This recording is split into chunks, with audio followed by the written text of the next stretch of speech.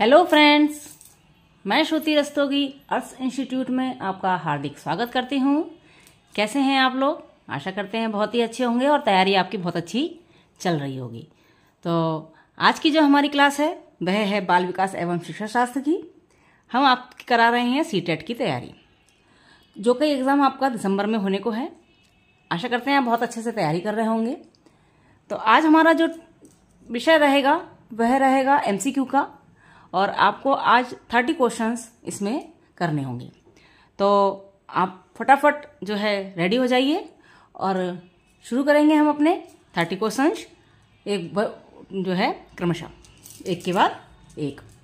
तो चलिए बिना देर करे शुरू करते हैं। सबसे पहले आप लोगों से एक रिक्वेस्ट है कि जो बच्चे पहली बार हमारे चैनल पर आए हैं वह चैनल को सब्सक्राइब कर लें और हमारे साथ जुड़ जाएं, क्योंकि हमारे साथ जुड़े रहने से आपको मिलेंगी फ्री ऑफ कॉस्ट सारी ही वीडियो। बिना स्किप किए देखिए और बिना पे किए देखिए, ठीक है? और आप जो है पूरा लाभ उठा सकते हैं। चलिए शुरू करते हैं। आज का पहला क्वेश्चन है हमारा CDP का। बच्चों में ज्ञान की रचना करने और अर्थ का निर्माण करने की क्षमता होती है। इस परिप्रेक्ष्य में एक शिक्षक की भूमिका है। आपको बताना है कि बच्चों में ज्ञान की रचना करना और अर्थ का निर्माण करने की क्षमता होती है। इस परिप्रेक्ष्य में एक शिक्षक की क्या भूमिका है? ठीक है, ऑप्शन है आपके यहाँ पर संप्रेषक और व्याख्याता की, दूसरा है सुगमकर्ता की, तीसरा है निर्देशक की और चौथा है तालमेल बैठाने वाले की। देखिए यहाँ पर आपको आंसर देना है शिक्षक की क्या भूमिका होती है बच्चों के रचना ज्ञान में जो है अगर विकसित करना है उसका। तो बच्चों में ज्ञान एवं रचना का अर्थ निर्माण की क्षमता विकसित करने हेतु एक शिक्षक की भूमिका जो है सुगमकर्ता की होनी चाहिए। ठीक है, तो यहां पर हमारा ऑप्शन सही हो जाता है ऑप्शन नंबर 2, सुगमकर्ता। अगला क्वेश्चन देखिए, इनमें से कौन सी विशेषता प्रतिभाशाली बच्चों की नहीं है? आपको बताना है इनमें से कौन सी विशेषता प्रतिभाशाली बच्चों की नहीं है। ऑप्शन है आपके उच्च आत्म क्षमता, दूसरा है निम्न औसतीय मानसिक प्रक्रियाएं, तीसरा है अंतर्दृष्टि पूर्वक समस्याओं का समाधान करना और चौथा है उच्चतर श्रेणी की मानसिक प्रक्रियाएं। आपको राइट आंसर देना है कि इनमें से कौन सा जो है विशेषता कौन सी प्रतिभाशाली बच्चों की नहीं है। देखिए अगर आपने हमारा जो है CDP का पाठ्यक्रम देखा हो और आपने हमारे चैनल पर विजिट किया हो तो आपने देखा होगा कि हमने आपको CDP का पूरा ही पाठ्यक्रम कंप्लीटली सैद्धांतिक रूप से बता रखा है, चैप्टर वाइज चैप्टर। MCQ अब चल रहे हैं, ठीक है ना? तो आशा करते हैं अगर आपने हमारी पिछली वीडियोस नहीं देखी है तो आप उन्हें जाकर देखेंगे, क्योंकि जो क्वेश्चंस को करने से पहले पाठ को पढ़ लेना ज्यादा बेटर रहता है, समझ लेना बेटर रहता है। तो आप अगर पहली बार चैनल पर आए हैं तो हमारे जो है चैनल को सब्सक्राइब करिए, विजिट कीजिए और प्लेलिस्ट में जाके CDP के पूरे पाठ्यक्रम की सभी वीडियोस आपको दी हुई हैं और आप उसे देख सकते हैं। सीटेट के लिए बहुत ही ज्यादा महत्वपूर्ण टॉपिक्स हैं उसमें, बहुत ज्यादा अच्छे कलेक्शन है उसमें और आपके लिए बहुत ज्यादा फायदेमंद वो है। तो आप जाकर उसे विजिट करिए चैनल को और उसमें देखिए, ठीक है? तो आपको अगर आपने देख रखी है तो आप बता ही सकते हैं कि प्रतिभाशाली बच्चों की कौन सी विशेषता इसमें से नहीं है, क्योंकि हमने तो चैप्टर कंप्लीटली आपको पढ़ा ही दिया है ना? तो ये फिर देखते हैं इसका राइट आंसर क्या हो जाता है।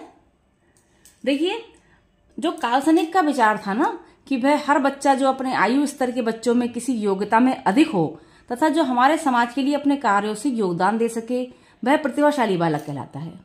अतः निम्न औसत मानसिक प्रक्रियाएं प्रतिभाशाली बालकों की नहीं होती हैं। ठीक है, तो यहाँ पर आ जाता है ऑप्शन हमारा 2 सही कि निम्न औसतीय मानसिक प्रक्रियाएं प्रतिभाशाली बच्चों की नहीं होती हैं। इसके अपोजिट उच्च आत्म क्षमता, अंतर्दृष्टि पूर्वक समस्याओं का समाधान करना और उच्चतर श्रेणी की मानसिक प्रक्रियाएं प्रतिभाशाली बच्चों के अंदर होती हैं। ठीक है, चलिए नेक्स्ट क्वेश्चन की ओर चलते हैं अपने। नेक्स्ट क्वेश्चन है हमारा, कोहलबर्ग के सिद्धांत के पूर्वरूप परंपरागत स्तर के अनुसार कोई नैतिक निर्णय लेते समय एक व्यक्ति निम्नलिखित में से किस तरफ प्रवृत्त होगा?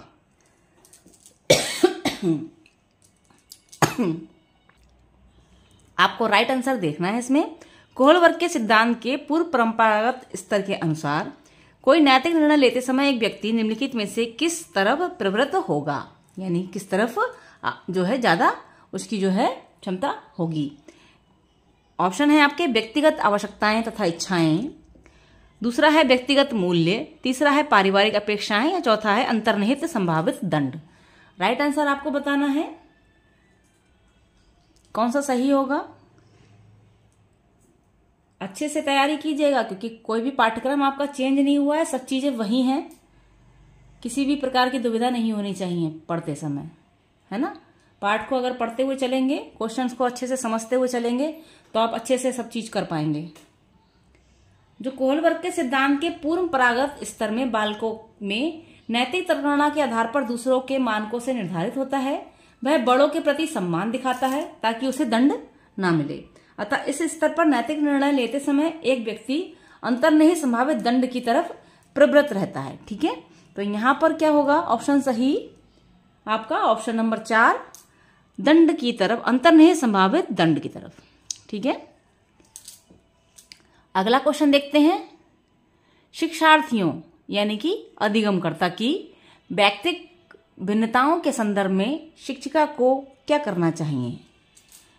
शिक्षार्थियों की व्यक्तिगत विभिन्नताओं के संदर्भ में शिक्षिका को क्या करना चाहिए। ऑप्शन है आपके निगमनात्मक पद्धति के आधार पर, निगमन पद्धति के आधार पर समस्याओं का समाधान करना चाहिए, या कलन विधि यानी कि एल्गोरिथम का अधिकतर प्रयोग करना चाहिए, या याद करने के लिए शिक्षार्थियों को तथ्य उपलब्ध कराना चाहिए, या विविध प्रकार की अधिगम परिस्थितियों को उपलब्ध कराना चाहिए।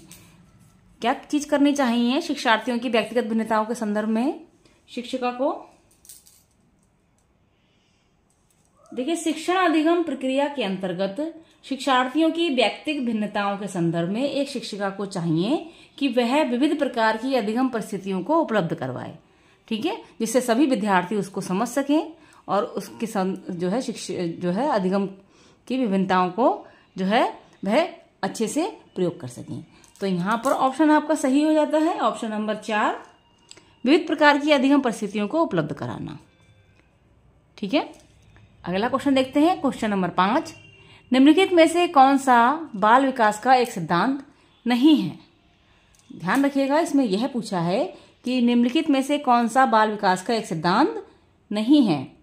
देखिए, प्रश्न को बहुत अच्छे से पढ़िएगा। जब आप एग्जाम हॉल में बैठे होते हैं तो थोड़ा सा दिमाग में स्ट्रेस होता है, टेंशन होती है, उसको थोड़ा सा आप लाइटली लीजिएगा और क्वेश्चन को अच्छे से समझिएगा, क्योंकि क्वेश्चन को अगर आप अच्छे से समझ लेते हैं तो उसका आंसर अच्छे से दे भी लेते हैं, है ना।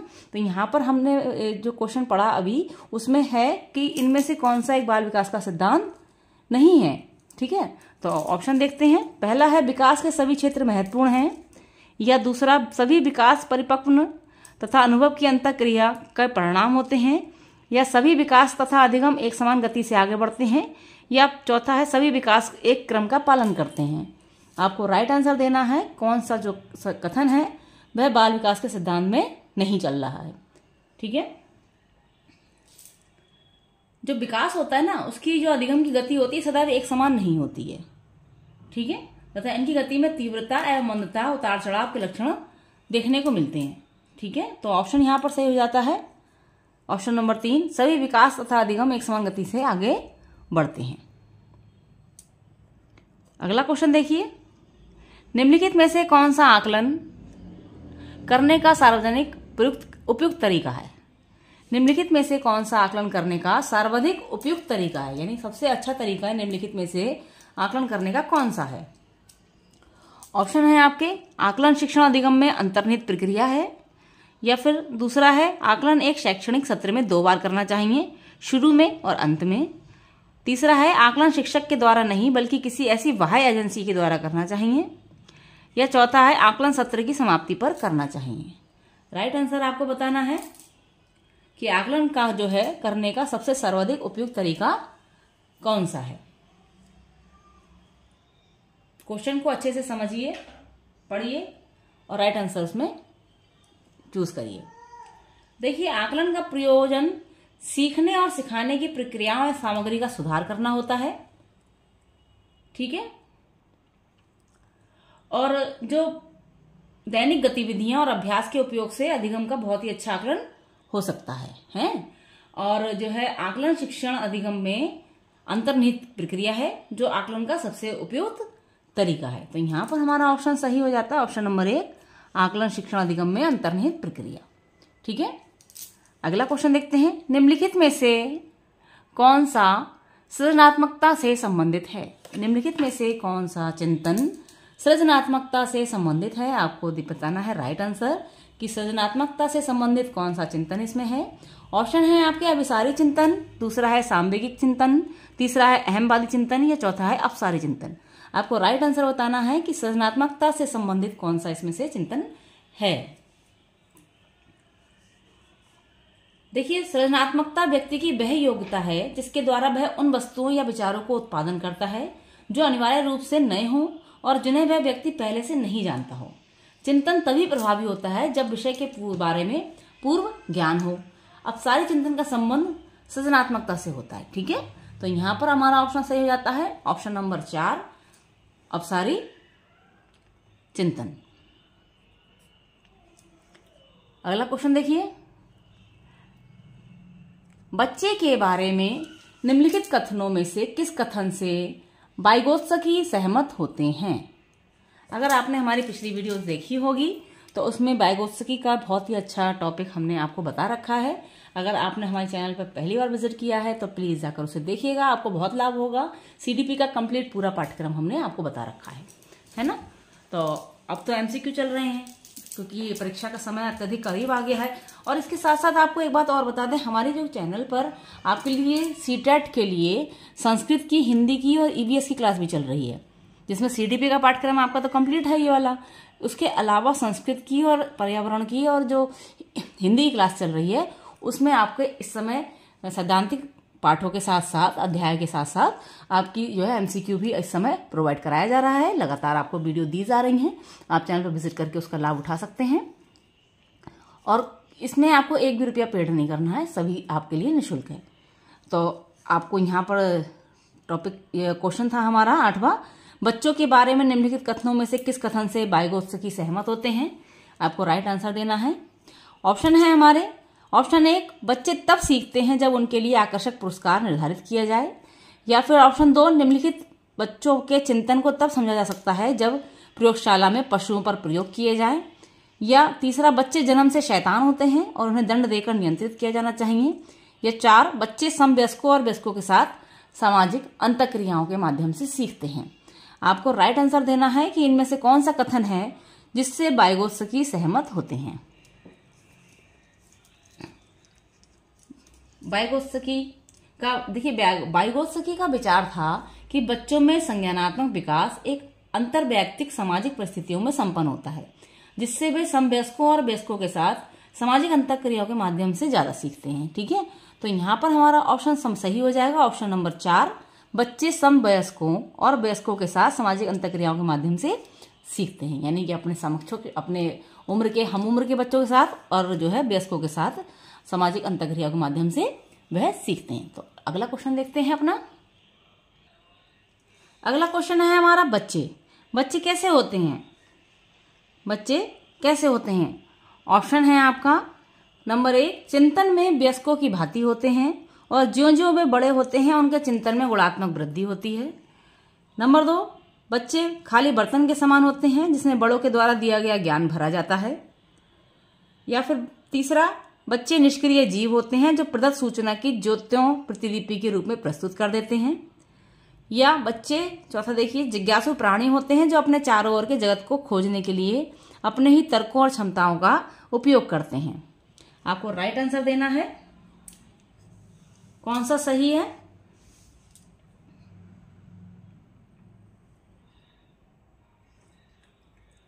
बच्चे कैसे होते हैं? चिंतन में वयस्कों की भांति होते हैं? नहीं होते ना चिंतन में वयस्कों की भांति, क्योंकि जो जो बड़े होते हैं उनके चिंतन में गुणात्मक वृद्धि हो जाती है, लेकिन वयस्कों की भांति चिंतन नहीं करते ना। तो ये ऑप्शन तो आपका गलत हो गया, पहला वाला।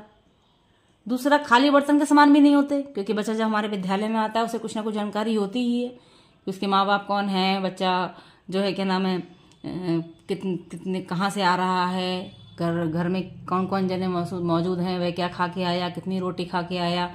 ठीक है, ये सब चीजें उसे पता होती हैं, उसे सब चीज के बारे में जानकारी होती है, उसे गिनती की जानकारी होती है, कितनी रोटी खाई, 2 रोटी खा कर आया। हालांकि वो अक्षर नहीं पहचानता है, लेकिन फिर ये पहचानता है कि वह 2 रोटी खा के आया या आधी रोटी खा के आया, ये चीजें वो बहुत अच्छे से जानता है। लेकिन हमें वह क्या होता है, उसके जो चिंतन को हमने जो है उसके मस्तिष्क में जो विचार है उसे हमें सैद्धांतिक रूप से अपनी पुस्तक यहाँ पे उतरवाना होता है, उसे समझाना होता है। तो बच्चे खाली बर्तन के समान तो नहीं होते हैं। तो दूसरा भी आपका गलत है।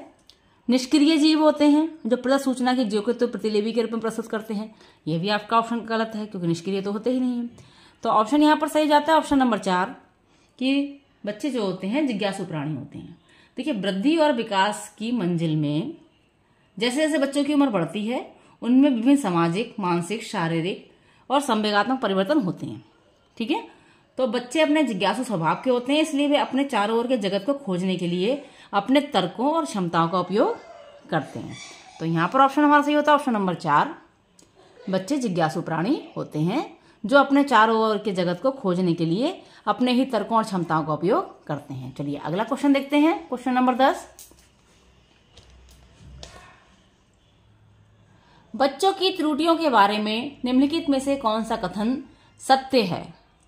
बच्चों की त्रुटियों के बारे में, गलतियों के बारे में निम्नलिखित में से कौन सा कथन सत्य है? आपको राइट आंसर देना है। ऑप्शन है आपका ऑप्शन 1, बच्चों की त्रुटियां उनके सीखने की प्रक्रिया का अंग है।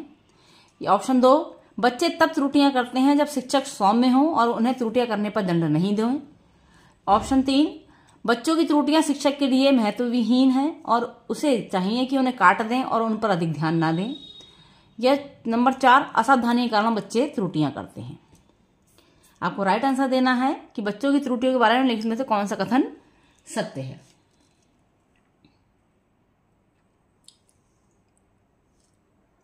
देखिए, बच्चों की जो त्रुटियां होती हैं उनको गलतियों से कुछ ना कुछ सीखते हैं, बच्चे हों या बड़े हों, अपनी गलतियों से हमेशा कुछ ना कुछ सीखते हैं। तो यहाँ पर क्या है, बच्चों की त्रुटियां उनके सीखने की प्रक्रिया का एक महत्वपूर्ण अंग होती हैं। यहाँ पर ऑप्शन सही हो जाएगा ऑप्शन नंबर 1 आपका, कि बच्चों की त्रुटियां जो है उनके सीखने की प्रक्रिया का एक महत्वपूर्ण अंग है। अगला क्वेश्चन देखिए, क्वेश्चन नंबर 11। अध्यापक को यह सुनिश्चित करना चाहिए कि उसकी कक्षा के सभी शिक्षार्थी अपने आप को स्वीकृत और सम्मानित समझें। इसके लिए शिक्षक को चाहिए कि वह क्या करे? ऑप्शन देखिए, ऑप्शन है आपका वंचित पृष्ठभूमि से आने वाले बच्चों का तिरस्कार करें ताकि वे अनुभव करें कि उन्हें अधिक कठोर परिश्रम करना है।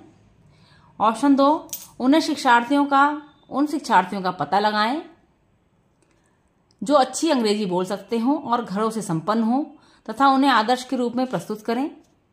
या ऑप्शन नंबर 3, अपने शिक्षार्थियों की सामाजिक और सांस्कृतिक पृष्ठभूमि की जानकारी प्राप्त करें और कक्षा में विविध मतों को प्रोत्साहित करें। या ऑप्शन नंबर 4, कड़े नियम बनाएं और जो बच्चे उनका पालन ना करें उन्हें दंड दें। अध्यापक को क्या करना चाहिए कि उसकी कक्षा के सभी शिक्षार्थी अपने आप को स्वीकृत और सम्मानित समझें। ठीक है, सबसे मेन आप क्वेश्चन को समझिए कि अध्यापक को यह सुनिश्चित करना चाहिए कि उसकी कक्षा के सभी शिक्षार्थी अपने आप को स्वीकृत और सम्मानित समझें। इसके लिए उसे क्या करना है? तो आपके ऑप्शन आपके सामने हैं, आपको राइट आंसर देना है। देखिए, अध्यापक को सुनिश्चित करने के लिए कि कक्षा के सभी शिक्षार्थी अपने आप को स्वीकृत और सम्मानित समझें, यह आवश्यक है कि वे अपने शिक्षार्थियों की सामाजिक और सांस्कृतिक पृष्ठभूमि की जानकारी प्राप्त करें तथा कक्षा में विविध मतों को प्रोत्साहित करें। ठीक है, तो यहाँ पर ऑप्शन हमारा सही होता है ऑप्शन नंबर 3, अपने शिक्षार्थियों की सामाजिक और सांस्कृतिक पृष्ठभूमि की जानकारी प्राप्त करके और अपने कक्षा में विविध मतों का प्रोत्साहित करें। ठीक है, अगला क्वेश्चन देखते हैं, क्वेश्चन नंबर 12। सुरेश समान रूप से एक शांत कमरे में अकेले पढ़ना चाहता है। सुरेश समान रूप से एक शांत कमरे में अकेले पढ़ना चाहता है, जबकि मदन एक समूह में अपने मित्रों के साथ पढ़ना चाहता है। यह उनकी स्पेस में किसमें भिन्नता के कारण है?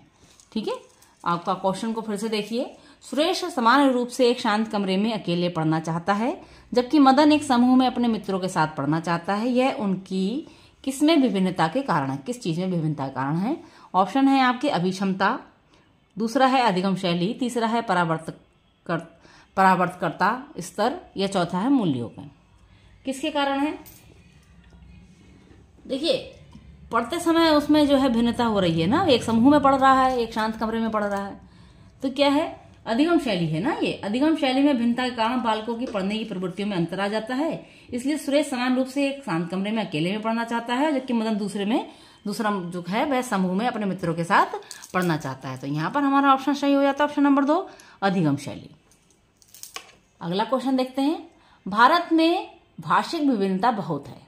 इस संदर्भ में विशेषकर कक्षा 1 और कक्षा 2 के प्राथमिक स्तर पर बहुभाषिक कक्षाओं के बारे में सर्वथा उपयुक्त कथन इनमें से कौन सा है? राइट आंसर देना है आपको कि इनमें से सर्वथा उपयुक्त कथन कौन सा है बहुभाषिक कक्षा के संदर्भ में। पहला, विद्यालय में उन्हीं बच्चों को प्रवेश दिया जाए जिनकी मातृभाषा वही हो जो शिक्षा के लिए अपनाई जा रही हो। या फिर दूसरा, शिक्षक को सभी भाषाओं का सम्मान करना चाहिए और सभी भाषाओं में अभिव्यक्ति के लिए बच्चों को प्रोत्साहित करना चाहिए। या फिर जो बच्चे कक्षा में मातृभाषा का उपयोग करते हैं अध्यापक को उनकी उपेक्षा करनी चाहिए।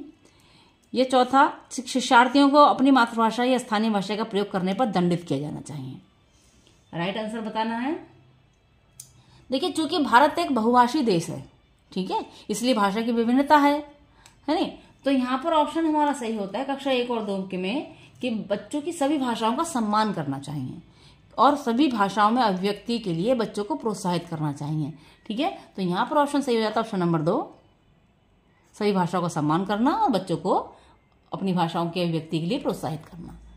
ठीक है, चलिए अगला क्वेश्चन देखते हैं।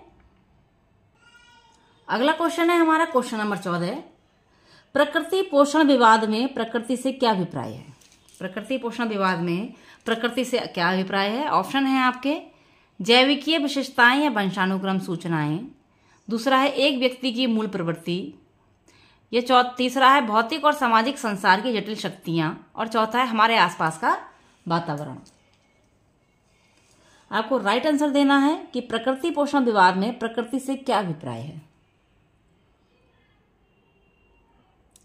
देखिए, प्रकृति पोषण विवाद में प्रकृति से अभिप्राय है जैविक विशेषताओं या वंशानुक्रम की सूचनाएं। ठीक है, तो यहां पर ऑप्शन सही होता है ऑप्शन नंबर 1, जैविक विशेषताएं या वंशानुक्रम सूचनाएं प्रकृति पोषण विवाद में प्रकृति से अभिप्राय रखती हैं। ठीक है, अगला क्वेश्चन देखिए। अगला क्वेश्चन है 15 नंबर। जनसंचार माध्यम समाजीकरण का एक महत्वपूर्ण माध्यम बनता जा रहा है। नीचे दिए गए कथनों में से कौन सा सबसे उपयुक्त कथन है? क्वेश्चन को समझिए। जनसंचार माध्यम समाजीकरण का एक महत्वपूर्ण माध्यम बनता जा रहा है, इसके अनुसार नीचे दिए गए कथनों में से कौन सा सबसे उपयुक्त कथन है? ऑप्शन है आपके ऑप्शन नंबर 1, समाजीकरण केवल माता पिता और परिवार के द्वारा किया जाता है। ऑप्शन नंबर 2, जनसंचार माध्यमों की पहुंच बढ़ रही है और जनसंचार माध्यम अभिवृत्तियों, मूल्यों और विश्वासों को प्रभावित करता है। या तीसरा ऑप्शन, बच्चे संचार माध्यमों के साथ साथ प्रत्यक्ष रूप से अंतःक्रिया नहीं कर सकते। या चौथा, संचार माध्यम पदार्थों के विज्ञापन और विक्रय के लिए एक अच्छा माध्यम है।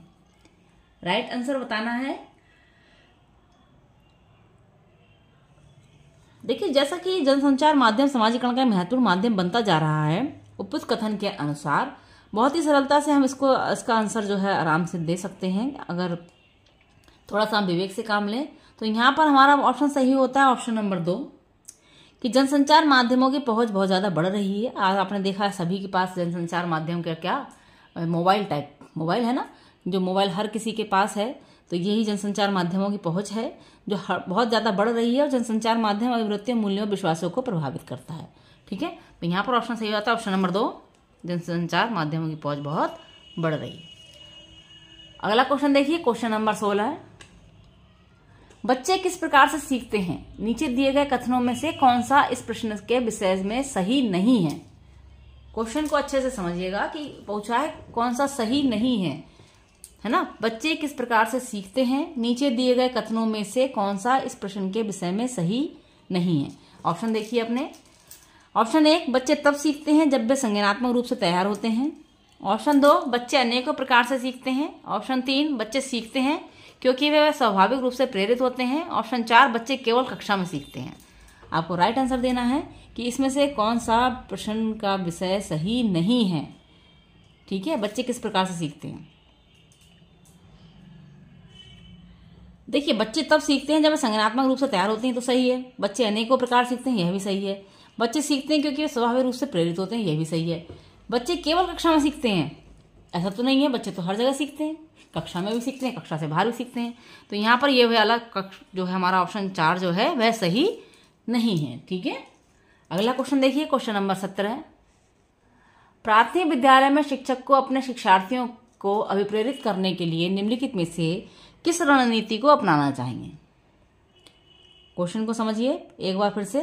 प्राथमिक विद्यालय में शिक्षक को अपने शिक्षार्थियों को अभिप्रेरित करने के लिए निम्नलिखित में से किस रणनीति को अपनाना चाहिए? ऑप्शन है आपके, ऑप्शन नंबर 1, प्रत्येक गतिविधि के प्रेरक के रूप में प्रोत्साहन, पुरस्कार और दंड का उपयोग करना, या दूसरा है बच्चों को उनकी रुचियों के अनुसार अपने लक्ष्य निर्धारित करने और उनको पाने में उद्यम में सहायता करना, या तीसरा है पूरी कक्षा के लिए मानक लक्ष्य निर्धारित करना और उनकी उपलब्धि के आकलन के लिए कठोर मानदंड निर्धारित करना, या चौथा है प्रत्येक शिक्षार्थी में अंक लाने के लिए स्पर्धा को प्रोत्साहित करना। राइट आंसर बताना है आपको, कौन सा सही है।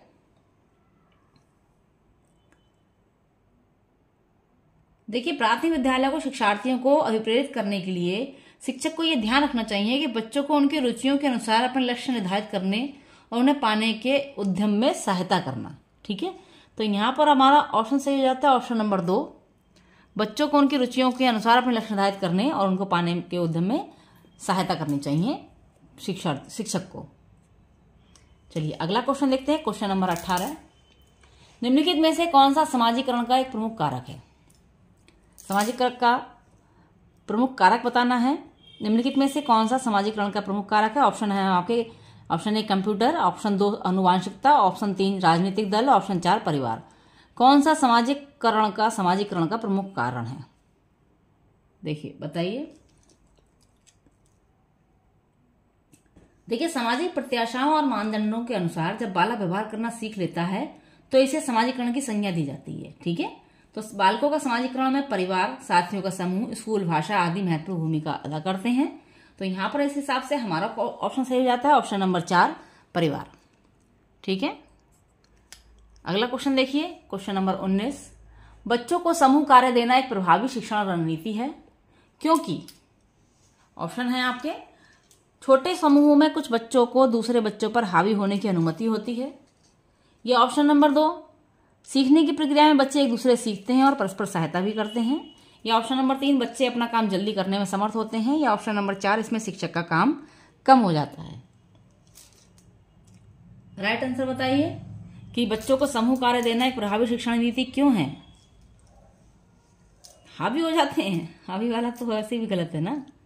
देखिए, बच्चे जो है सीखने की प्रक्रिया में जब बच्चे ग्रुप में काम करते हैं तो एक दूसरे से सीखते हैं और परस्पर एक दूसरे की सहायता करते हैं। ठीक है, तो यहाँ पर ऑप्शन सही आता है ऑप्शन नंबर 2, सीखने की प्रक्रिया में बच्चे एक दूसरे से सीखते हैं और परस्पर एक दूसरे की सहायता करते हैं। अगला क्वेश्चन देखते हैं, क्वेश्चन नंबर 20। क्वेश्चन नंबर 20 है हमारा, एक औसत बुद्धि वाला बच्चा यदि भाषा को पढ़ने एवं समझने में कठिनाई प्रदर्शित करता है तो ये संकेत देता है कि बच्चा किस विकार का लक्षण प्रदर्शित कर रहा है। आपको बताना है कौन सा विकार है बच्चे के अंदर जो बच्चा भाषा को पढ़ने एवं समझने में कठिनाई प्रदर्शित कर रहा है। ठीक है, संकेत है ना कोई पढ़ने में और समझने में कठिनाई प्रदर्शित कर रहा है। तो देखिए ध्यान रखिएगा कि आपको जो हमने पाठ पढ़ाया है, अगर आपने नहीं देखा तो जाकर जरूर देखिएगा, क्योंकि सारे ही विकार जो हैं आपको डिटेल में हमने बताए हुए हैं और इसकी बहुत ही अच्छी जो है आपको जानकारी दी हुई है और बहुत ही गुण जानकारियां दी हुई हैं। आप आराम से अगर वो वीडियोस देख लेते हैं तो आप सारी ही जो है जितनी भी विकार होते हैं पढ़ने लिखने संबंधी उन्हें जो है अच्छे से समझ सकते हैं। तो यहाँ पर ऑप्शन आपके हैं, लेखन अक्षमता जिसे डिस्ग्राफिया कहते हैं, नंबर 2 गणितीय अक्षमता जिसे डिस्कैलकुलिया कहते हैं, नंबर 3 गति समन्वय अक्षमता जिसे डिस्प्रैक्सिया कहते हैं, और नंबर 4 पठन अक्षमता जिसे डिस्लेक्सिया कहते हैं। अब यहाँ पर देखिए, अगर आपने ये 4 ऑप्शन दिए हुए हैं, इसके अलावा लेखन अक्षमता, गणितीय अक्षमता या गति समन्वय अक्षमता या पठन अक्षमता ना लिखा हो, सिर्फ आपका विकारों का नाम लिखा हो जैसे डिस्ग्राफिया, डिस्कैलकुलिया, डिस्प्रैक्सिया या डिस्लेक्सिया, तो आप कैसे पहचानेंगे? यहाँ पर तो लिखा हुआ देखो, भाषा को पढ़ने या समझने में कठिनाई प्रदर्शित कर रहा है, तो पढ़ने और समझने में कठिनाई प्रदर्शित करना, तो इसमें तो ऑप्शन में आप बहुत आराम से ढूंढ ही लेंगे, है ना। पढ़ना की अक्षमता कौन सी वाली आ रही है? ऑप्शन नंबर 4 वाली आ रही है ना। लेकिन अगर आपको मान लो ये चीजें ना लिखी हो, इसमें जो इतनी है ये चीजें ना लिखी हो, सरल भाषा में जो दिया हुआ है ये ना लिखा हो, और सिर्फ ऑप्शन में डिस्ग्राफिया, डिस्कैलकुलिया, डिस्प्रैक्सिया या डिसलेक्सिया लिखा हो तो आप कैसे समझेंगे? आपको इस पार्ट का भी अध्ययन करना है ना। तो इसको डिस्ग्राफिया, डिस्कैलकुलिया, डिस्प्रैक्सिया, डिसलेक्सिया, ये सारे ही चैप्टर जो है आपको जितने भी विकार हैं चैप्टर वाइज हमने आपको दे रखे हैं। आप चैनल पर विजिट करके उसको समझिए, पढ़िए और बहुत अच्छे से उसको जो है एक्सप्लेन किया हुआ है, आप उनसे आराम से समझ सकते हैं। तो यहाँ पर तो पठन क्षमता लिखा हुआ है तो यहाँ पर ऑप्शन आराम से हम लगा ही देंगे, है ना। चलिए, सही है। क्वेश्चन का आंसर मालूम पड़ गया? नहीं मालूम पड़ा? हाँ, भाषा को पढ़ने समझने में कठिनाई प्रदर्शित हो रही है तो पठन क्षमता हो गई ना। चलिए, पठन क्षमता को डिसलेक्सिया कहते हैं। ठीक है, आगे बढ़ते हैं। शैशव काल की अवस्था। शैशव काल की कौन सी अवधि है? ऑप्शन आपके हैं। ऑप्शन 1 जन्म से 2 वर्ष तक, ऑप्शन 2 जन्म से 3 वर्ष तक, ऑप्शन 3 2 से 3 वर्ष तक, या ऑप्शन 4 जन्म से 1 वर्ष तक। शैशव काल की अवस्था बतानी है। देखिए, शैशव अवस्था जो होती है वह जन्म से 2 वर्ष तक की होती है। इस अवधि को शैशव काल कहा जाता है। इस अवधि में बालक का शारीरिक तथा मानसिक विकास तेजी से होता है। तो ऑप्शन यहाँ पर सही होता है ऑप्शन नंबर 1, शैशव अवस्था की अवधि जन्म से 2 वर्ष तक की। अगला क्वेश्चन देखिए। प्याजे के अनुसार 2 से 7 वर्ष के बीच एक बच्चा संज्ञानात्मक विकास की किस अवस्था में है? प्याजे के अनुसार बच्चा जो है 2 से 7 वर्ष के बीच की अवस्था में है, तो वह बच्चा संज्ञानात्मक विकास की किस अवस्था में है? ऑप्शन है आपके औपचारिक संक्रियात्मक अवस्था, ऑप्शन 2 मूर्त संक्रियात्मक अवस्था, नंबर 3 संवेदी गतिक अवस्था, या नंबर 4 पूर्व संक्रियात्मक अवस्था। कौन सी अवस्था में है आपको बताना है। संज्ञानात्मक विकास की किस अवस्था में होता है 2 से 5 वर्ष तक का बच्चा? देखिए, आपने अगर हमारे पाठ को पढ़ा हो इस वाले को तो आपको बहुत अच्छे से इसका उत्तर पता होगा, क्योंकि जीन पियाजे ने संज्ञानात्मक विकास की व्याख्या करने के लिए एक 4 अवस्था सिद्धांत का प्रतिपादन किया था। कितनी अवस्था का? 4 अवस्था संबंधी जो सिद्धांत था उसका प्रतिपादन जीन पियाजे ने किया था। वो अवस्थाएं थी आपकी, पहली थी संवेदी गतिक अवस्था, दूसरी थी पूर्व संक्रियात्मक अवस्था, तीसरी थी मूर्त संक्रियात्मक अवस्था और चौथी थी औपचारिक संक्रियात्मक अवस्था। ठीक है, अगर इसे हम क्रम से लगा लें तो सबसे पहले आपकी आ जाती है संवेदी गतिक अवस्था, ठीक है, और फिर आती है आपकी पूर्व संक्रियात्मक अवस्था, ठीक है, और फिर आती है आपकी तीसरी मूर्त संक्रियात्मक अवस्था और चौथी आती है आपकी औपचारिक संक्रियात्मक अवस्था। ये चारों ही अवस्थाएं जो हैं संज्ञानात्मक विकास की हैं, जो पियाजे ने 4 अवस्था सिद्धांत का प्रतिपादन किया था उसके अनुसार। जो आपकी पहली वाली संवेदी गतिक अवस्था है ये 0 से 2 वर्ष तक की होती है, ठीक है, और जो पूर्व संक्रियात्मक अवस्था है आपकी दूसरी वह 2 से 7 वर्ष तक की होती है। समझ में आ रही है? और वो तीसरा ऑप्शन है आपका मूर्त संक्रियात्मक अवस्था जो है आपकी 7 से 11 वर्ष तक की होती है, 7 से 11 वर्ष तक की होती है। और चौथा है औपचारिक संक्रियात्मक अवस्था, ये आपके 11 से 15 वर्ष तक की होती है। समझ में आई? अब आप क्वेश्चन को पढ़िए, क्वेश्चन के अनुसार आंसर बताइए। पियाजे के अनुसार 2 से 7 वर्ष के बीच की अवस्था संज्ञानात्मक कौन सी अवस्था होती है? तो यहाँ पर आपका ऑप्शन सही हो जाता है ऑप्शन नंबर 4 पूर्व संक्रियात्मक अवस्था। समझ में आया? ठीक है, चलिए अगला क्वेश्चन देखते हैं। विकास से बालक किसकी ओर बढ़ता है? विकास से बालक जटिल से कठिन की ओर बढ़ता है। ऑप्शन देखिए, विकास जो होता है विकास जो है जटिल से कठिन की ओर बढ़ता है, या विकास विशिष्ट से सामान्य की ओर बढ़ता है, या विकास साधारण से आसान की ओर बढ़ता है, या विकास सामान्य से विशिष्ट की ओर बढ़ता है।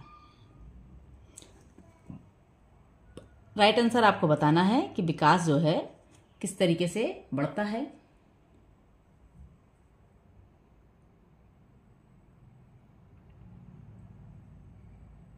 देखिए, विकास जो है ना सामान्य से विशिष्ट की ओर बढ़ता है तथा मानसिक तथा गतिक अनुक्रियाओं में सामान्य क्रियाएं पहले तथा विशिष्ट क्रियाएं बाद में विकसित होती हैं। ठीक है, तो यहाँ पर ऑप्शन हमारा सही हो जाता है ऑप्शन नंबर 4, विकास सामान्य से विशिष्ट की ओर बढ़ता है। अगला क्वेश्चन देखिए, क्वेश्चन नंबर 24। जब वयस्क सहयोग से सामंजस्य कर लेते हैं तो वे बच्चे के वर्तमान स्तर के प्रदर्शन को संभावित क्षमता के स्तर के प्रदर्शन की तरफ प्रगति क्रम को सुगम बनाते हैं। इसे क्या कहा जाता है? प्रश्न को एक बार और देखिए। जब वयस्क सहयोग से सामंजस्य कर लेते हैं तो वे बच्चे के वर्तमान स्तर के प्रदर्शन को संभावित क्षमता के स्तर के प्रदर्शन की तरफ प्रगति क्रम को सुगम बनाते हैं। इसे क्या कहा जाता है? ऑप्शन है आपके। ऑप्शन नंबर 1 सहयोग देना, ऑप्शन नंबर 2 सहभागी अधिगम, ऑप्शन नंबर 3 सहयोगात्मक अधिगम, ऑप्शन नंबर 4 समीपस्थ विकास। क्या कहते हैं? आपको राइट आंसर देना है। देखिए, जब वयस्क सहयोग से सामंजस्य कर लेते हैं तो वे बच्चों के वर्तमान स्तर के प्रदर्शन को संभावित क्षमता के स्तर के प्रदर्शन की तरफ प्रगति क्रम को सुगम बनाते हैं, जो इसे सहयोग देना कहते हैं, जिसे सहयोग देना कहा जाता है। तो ऑप्शन यहां पर सही होता है ऑप्शन नंबर 1 सहयोग देना। अगला क्वेश्चन देखिए। नवीन जानकारी को शामिल करने के लिए वर्तमान स्कीमा में बदलाव की प्रक्रिया को क्या कहते हैं? नवीन जानकारी को शामिल करने के लिए वर्तमान स्कीमा यानी वर्तमान अवधारणा में बदलाव की प्रक्रिया क्या कहलाती है? ऑप्शन है आपके नंबर 1 आत्मसातकरण, या नंबर 2 समायोजन, नंबर 3 अहं केंद्रिता, या नंबर 4 अनुकूलन। प्रश्न को समझिए। नवीन जानकारी को शामिल करने के लिए वर्तमान स्कीमा में बदलाव की प्रक्रिया क्या कहलाती है? किसी व्यक्ति की अवधारणा परिवर्तन में नवीन जानकारी प्रभावी भूमिका निभाती है। जब नवीन जानकारी को शामिल करने के लिए वर्तमान अवधारणा में बदलाव की प्रक्रिया चलती है तो उसे आत्मसातकरण कहते हैं। क्या कहते हैं? आत्मसातकरण। तो यहां पर ऑप्शन सही आता है आपका ऑप्शन नंबर 1 आत्मसातकरण। अगला क्वेश्चन देखिए, क्वेश्चन नंबर 26। मध्य बाल अवस्था में भाषा किसके बजाय ये अधिक है? आपको राइट आंसर देना है। ऑप्शन है आपके मध्य बाल अवस्था में भाषा समाजीकृत के बजाय अहम केंद्रित अधिक है, या मध्य बाल अवस्था में भाषा जीववादी के बजाय समाजीकृत अधिक है, या मध्य बाल अवस्था में भाषा परिपक्व के बजाय अपरिपक्व अधिक है, या मध्य बाल अवस्था में भाषा अहम केंद्रित के बजाय समाजीकृत अधिक है। आपको राइट आंसर देना है, कौन सा सही है। देखिए, भाषात्मक विकास में बालक के अपने विचारों की अभिव्यक्ति के लिए एक भाषा को जानना और उसके प्रयोग से संबंधित योग्यताओं का विकास शामिल होता है। यह एक चरणबद्ध प्रक्रिया है। इसमें जो है मध्य बालावस्था में बालक की भाषा समाजीकृत के बजाय अहं केंद्रित अधिक होती है। ठीक है, तो यहाँ पर आपका ऑप्शन सही हो जाता है ऑप्शन नंबर 1 समाजीकृत और अहं केंद्रित। मध्य बालावस्था में भाषा समाजीकृत के बजाय अहं केंद्रित अधिक होती है। अगला क्वेश्चन देखिए, क्वेश्चन नंबर 27। बाल केंद्रीय शिक्षा में शामिल है। बाल केंद्रीय शिक्षा में कौन सी चीज शामिल है? आपको राइट आंसर बताना है। ऑप्शन है आपके ऑप्शन नंबर 1 बच्चों को एक कोने में बैठाना, ऑप्शन 2 प्रतिबिंबित परिवेश में अधिगम कराना, या ऑप्शन 3 वे गतिविधियां जिनमें खेल शामिल नहीं होते वे कराना, या नंबर 4 बच्चों के लिए हस्तपरक गतिविधियां शामिल कराना। आपको राइट आंसर देना है बाल केंद्रीय शिक्षा में कौन सा शामिल है। देखिए, कोने में बैठाना तो बाल केंद्रीय शिक्षा में शामिल है ही नहीं, है ना। देखिए, बाल केंद्रीय शिक्षा बच्चों के लिए हस्तपरक गतिविधियों को शामिल करती है। ठीक है, करके सीखना को शामिल करती है। इस शिक्षा पद्धति के अंतर्गत बालक के मनोविज्ञान को समझते हुए उनके लिए ऐसी शिक्षा की व्यवस्था की जाती है जिससे उनकी अधिगम संबंधी कठिनाइयां सरलता से दूर हो जाएं। तो बच्चों को यहाँ पर ऑप्शन सही हो जाता है, बच्चों के लिए हस्तपरक गतिविधियां बाल केंद्रीय शिक्षा में शामिल हैं। अगला क्वेश्चन देखिए, क्वेश्चन नंबर 28। कक्षा में अध्यापक ने राघव को अपनी कक्षा में अपने कीबोर्ड पर स्वयं द्वारा तैयार किया गया मधुर संगीत बजाते हुए देखा। कक्षा अध्यापक ने विचार किया कि राघव में कौन सी बुद्धि उच्च स्तर की थी। आपको बताना है राघव में बुद्धि उच्च स्तरीय थी, वह कौन सी थी। राघव क्या कर रहा था? अपने कीबोर्ड पर स्वयं द्वारा तैयार किया गया मधुर संगीत बजा रहा था। तो अब राघव की बुद्धि कौन से उच्च स्तर में जाएगी? आपको राइट आंसर देना है। ऑप्शन है आपके शारीरिक गति बोधक, या दूसरा है संगीतमय, या तीसरा है भाषाई, या चौथा है स्थानीय।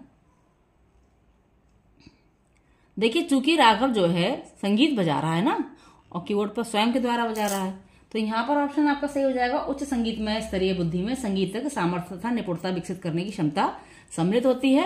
राघव इसी प्रकार की बुद्धि को प्रदर्शित कर रहा है, तो यहाँ पर ऑप्शन आपका सही हो जाता है संगीतमय। तो राघव में संगीतमय बुद्धि उच्च स्तर की थी। ठीक है, अब देखते हैं नेक्स्ट क्वेश्चन। नेक्स्ट क्वेश्चन है क्वेश्चन नंबर 29। जब एक शिक्षक यह समझता है कि स्वाभाविक रूप से लड़के गणित में लड़कियों से अच्छे हैं, तो यह क्या दर्शाता है कि अध्यापक है। जब एक शिक्षक यह समझता है कि स्वाभाविक रूप से लड़के गणित में लड़कियों से अच्छे हैं, तो यह दर्शाता है कि अध्यापक है। अध्यापक कैसा है? ऑप्शन है आपके लिंग पक्षपाती यानी जेंडर पक्षपाती, या नंबर 2 शिक्षाप्रद, या नंबर 3 सही दृष्टिकोण वाला है, या नंबर 4 नीतिपरक है। आपको राइट आंसर देना है कि अगर अध्यापक जो है ये समझता है कि बच्चों में सिर्फ लड़के ही गणित में लड़कियों से अच्छे होते हैं, तो भाई क्या दर्शाता है? देखिए, लिंग जेंडर पक्षपाती है ना, क्योंकि बच्चों ऐसा नहीं है सिर्फ लड़के ही गणित में अच्छे हों या लड़कियां ही आपके हिंदी में या किसी सब्जेक्ट में अच्छी हों। ये जो अगर सोच है तो वो अध्यापक की लिंग पक्षपाती जो है उसको दर्शाता है। तो ऑप्शन यहां पर सही हो जाता है, ऑप्शन नंबर 1 लिंग जेंडर पक्षपाती अध्यापक है वह। ठीक है, अगला क्वेश्चन देखते हैं, क्वेश्चन नंबर 30। लास्ट क्वेश्चन है ये, क्वेश्चन नंबर 30। क्वेश्चन है आपका, समावेशी शिक्षा मानती है कि हमें किसके अनुरूप बदलना है। समावेशी शिक्षा मानती है कि हमें इनमें से किसके अनुरूप बदलना है। ऑप्शन है आपके, ऑप्शन नंबर 1 व्यवस्था या बच्चे के अनुरूप, ऑप्शन 2 है आपके परिवेश या परिवार के अनुरूप, ऑप्शन 3 है बच्चे और परिवेश के अनुरूप, ऑप्शन 4 है बच्चे और व्यवस्था के अनुरूप बदलना है। समावेशी शिक्षा क्या मानती है? देखिए, समावेशी शिक्षा सभी नागरिकों के समानता के अधिकार को पहचानने और सभी बालकों को विशिष्ट आवश्यकताओं के साथ शिक्षा के समान अवसर उपलब्ध कराती है।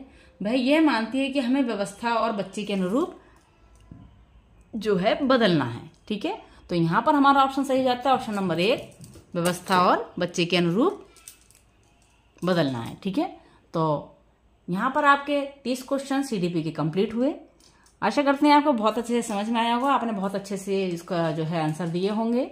और आपको वीडियो कैसी लगी लाइक से कमेंट्स करके जरूर बताइएगा। और चैनल पर पहली बार आए हैं तो आपसे रिक्वेस्ट है कि चैनल को सब्सक्राइब जरूर कर लें और बेल आइकन को जरूर दबा लें, जिससे आपके पास हमारी वीडियो जो है यहाँ से हम जैसे ही पोस्ट करें आप तक पहुँच जाएं और आप उसका लाभ उठा सकें। और पुनः आपसे कह रही हूँ कि हमारे चैनल पर फ्री ऑफ कॉस्ट यानी कि 1 पैसा आपसे नहीं लिया जाता है और सारी ही चीज़ें आपको फ्री में प्रोवाइड कराई जा रही हैं, जिसके लिए आपको सिर्फ करना क्या है, ये सब्सक्राइब वाला बटन जो आपको नीचे दिख रहा है बस उसे दबाना है और बेल आइकन को दबाना है और हमारे साथ जुड़ना है। इस हमारे चैनल पर सीटेट के लिए आपके सीडीपी का जो पाठ्यक्रम है वो कंप्लीट हो चुका है। इस समय एमसीक्यू चल रहे हैं, आज आपकी एमसीक्यू की जो है वीडियो है ये, और इसके अलावा हम बहुत सी वीडियो एमसीक्यू की सीडीपी की दे भी चुके हैं, जिसको आप विजिट करके देख सकते हैं।